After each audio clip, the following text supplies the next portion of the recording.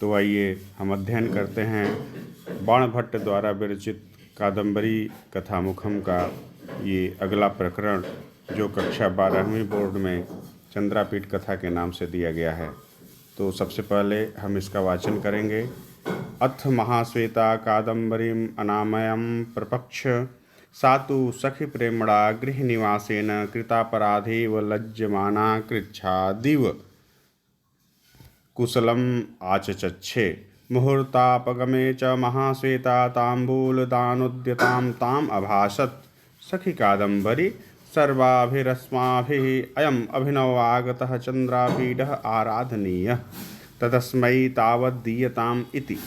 इत्युक्ता सा शनैः अव्यक्तमिव सखी लज्जेहम् अनुपजात परिचया प्रागल्भेनानेन गृहाण त्वमेव अस्मै प्रयच्छ।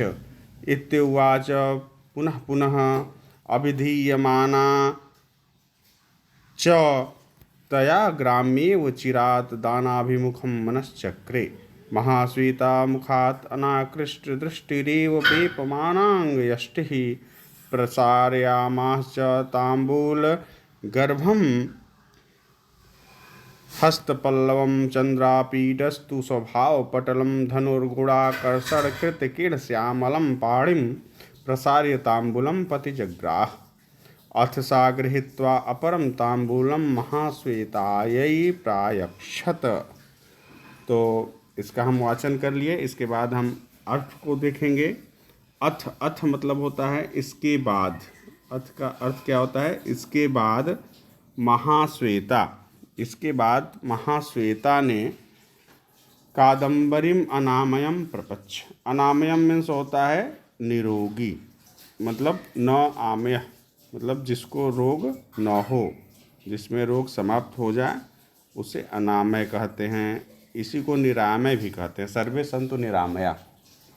तो अथ इसके बाद महाश्वेता ने कादम्बरी से अनामय प्रपच्छ, उसके स्वास्थ्य के बारे में, उसके निरोग होने के बारे में पूछा।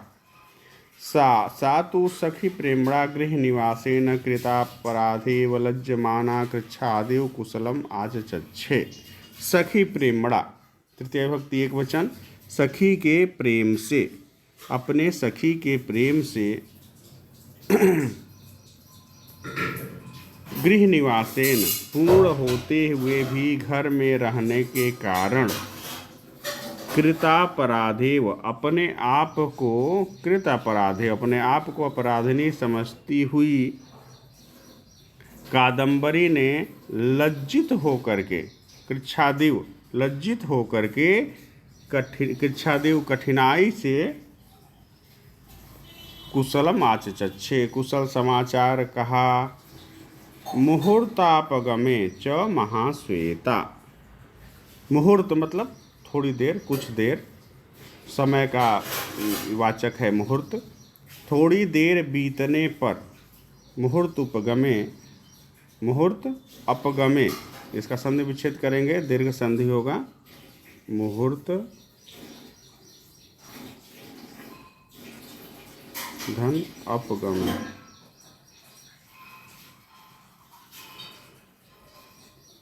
इसका अ और इसका आ हो जाएगा, तो मुहूर्तापगमे यानी कुछ देर बीत जाने पर, थोड़ी देर बीत जाने पर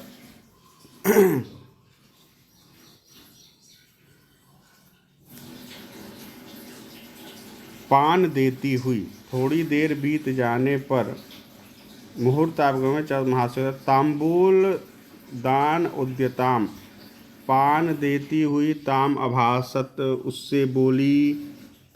क्या बोली?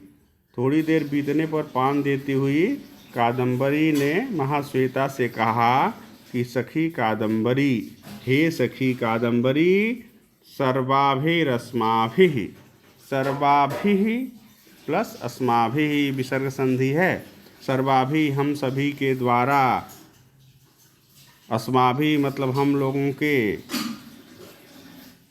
तो सर्वाभि अस्माभि अयम, अयम मतलब यह अभिनव आगतः नए आए हुए चंद्रापीठ आराधनीय, चंद्रापीठ हम लोगों के पूजनीय है। यानी क्या कह रही है, थोड़ी देर बीतने पर पान देती हुई कादम्बरी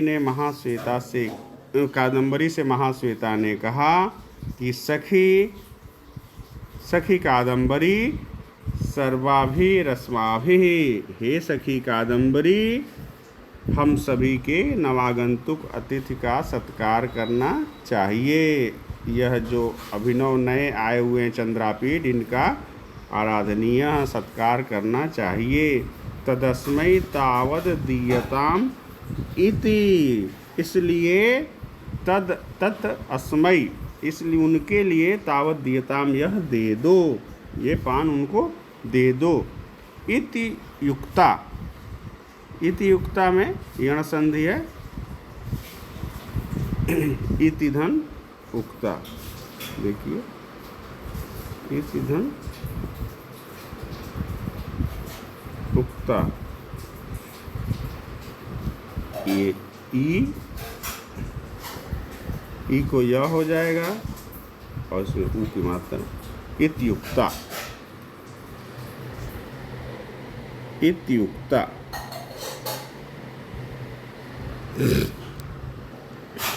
इत्युक्ता सा शनैः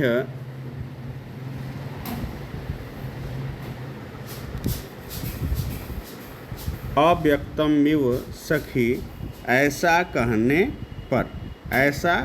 पर सखी कादम्बरी ने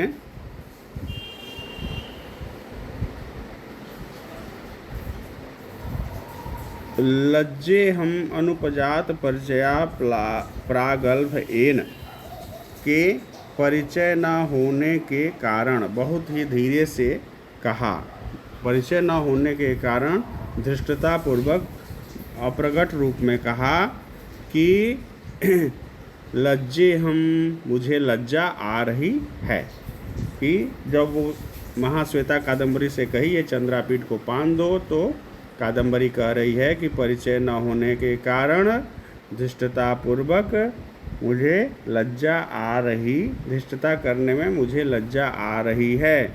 गृहाण त्वमेव अस्मै प्रयच्छ इत्युवाच, इत्युवाच में भी यण संधि है, इति धन उवाच, ये ई का यह हो जाएगा, यह में ऊ की मात्रा, इत्युवाच, ऐसा परिचय न होने के कारण मुझे लज्जा आ रही है, इसलिए गृहाण लो त्वमेव अस्मै प्रयच्छ, तुम ही उनको दे दो, ऐसा कही। पुनः पुनः अभिधीयमाना च तया ग्रामेव चिरादानाभिमुखम मनश्चक्रे, पुनः पुनः बार बार, पुनः पुनः बार बार, अभिधीयमाना च तया ग्रामेव, गाँव की भोली भाली स्त्री के समान बार बार समझाने पर भी कादम्बरी ने पान देने का विचार किया। मन में मनश्चक्रे, मन में विचार दानाभिमुखम, देने के लिए चिरात, बहुत देर बाद, ग्राम्य गांव की भोली भाली स्त्रियों की तरह पान देने का विचार किया। महाश्वेता मुखात अनाकृष्ट दृष्टिरेव वेपनांग यष्टि प्रसारयामास च तांबूल गर्भम हस्तपल्लवम।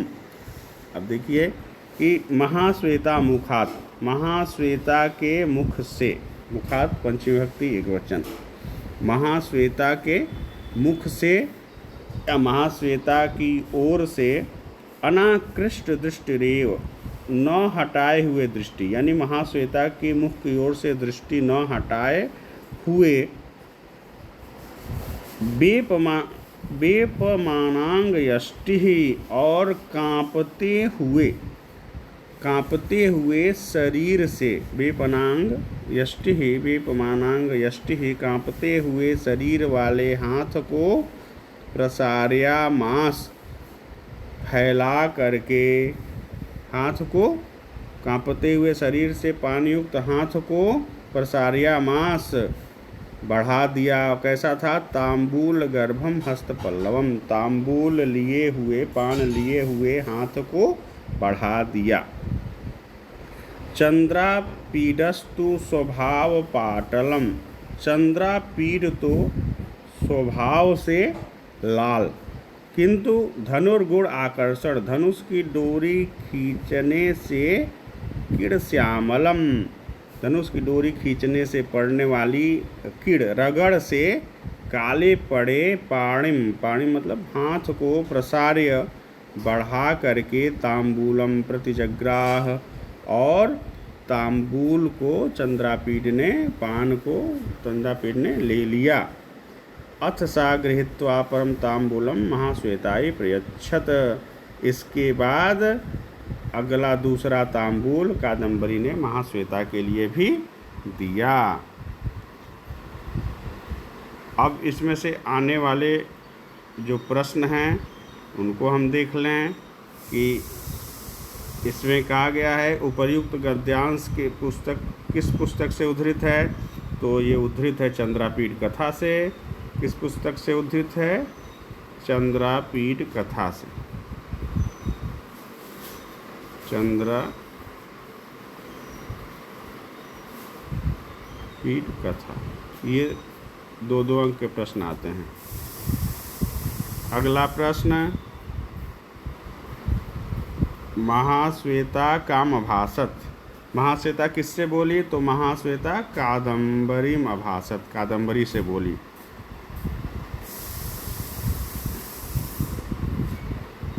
अगला प्रश्न है, सखी लज्जेहम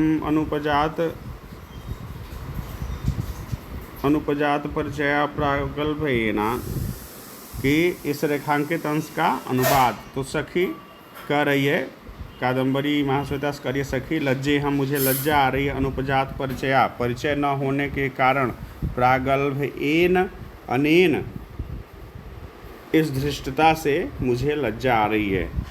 तो इसका ये अर्थ हो गया। इसके बाद प्रश्न 4 है, अस्मय में कौन सी विभक्ति है? तो अस्मय में आप लोग जानते ही हैं चतुर्थी विभक्ति है। बेपनांग यष्टि का शाब्दिक अर्थ है कांपती हुई शरीर वाली।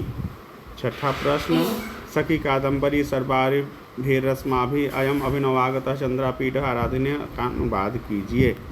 तो इसका है कि सखी कादंबरी, हे सखी कादंबरी, सर्वाभि अस्माभि, अस्माभि मतलब हम सभी के, सर्वाभिर अस्माभि मतलब हम सभी के, अयम यह, अभिनवागतः नवागंतुक आए हुए, चंद्रापीड का सत्कार करना चाहिए। तो ये हो गया ये पैराग्राफ, इसमें से प्रश्न आ सकते हैं, बहुत ही महत्वपूर्ण है। तो बहुत बहुत धन्यवाद। पुनः हम मिलेंगे अगले प्रकरण में।